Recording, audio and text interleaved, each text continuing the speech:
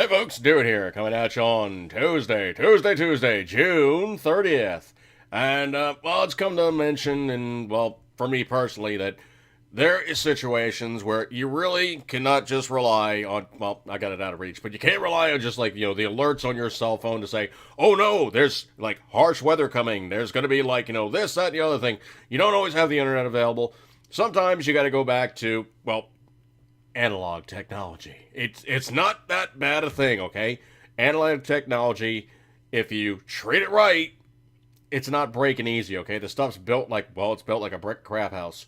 And the thing about it is the stuff is always around. Now, case in point, I'm going to describe to you something that pretty much has served me very well.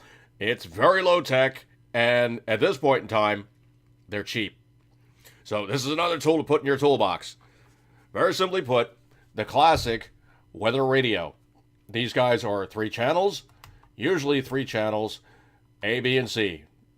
Great amount of rocket science involved there. Basically, you got an aerial, nothing really crazy there. You have an on-off, and of course, you yank up.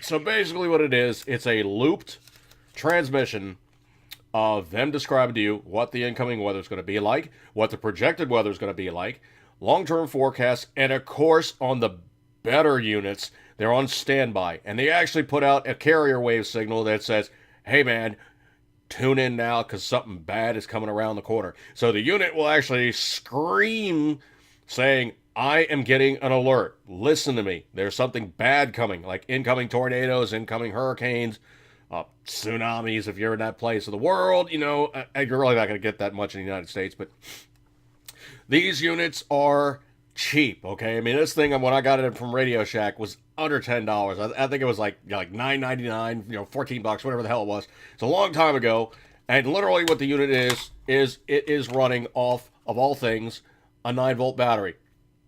Very good power source. If you get the lithium varieties, they will store 10 years. They're not cheap, but they will store 10 years. Temperature extremes do not affect them.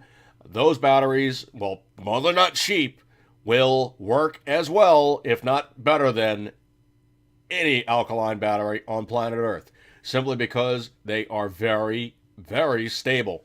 Also, the other thing, too, is also, in some instances, you actually can give them a recharge. If you're nice, there is ways to do that. You got to look around the internet, but you can actually top off a lithium battery. The best one of all would be to have a NiCad battery or a nickel metal hydride. One of those guys. Thing about it is you start getting now into some very, very expensive technology. Usually a 9-volt lithium battery, or whatever battery these guys actually happen to use, is one of those good things to have in your toolbox. Now, the other thing I did too is this is something, I don't even know if you can get these anymore, but like these old hip pouches, and actually this unit is a little bit oversized, so it actually broke this thing.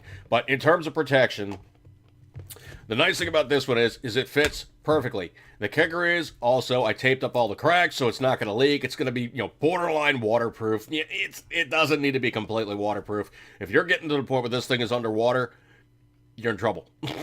Okay, case in point, if your weather radio is getting waterlogged to the point where it's underwater, you're in some very, very harsh weather to begin with. Probably things are going bad because you're seeing it firsthand. Oh, man. I'm going to break up on this one, folks. But you know what? The other thing, too, is also you got to make sure you know what this thing is. Case in point, have some form of alert system or have a second line of defense for when your cell phone goes down, your computer goes down, your laptop, your tablet, all these other things, all these other hardcore technological devices.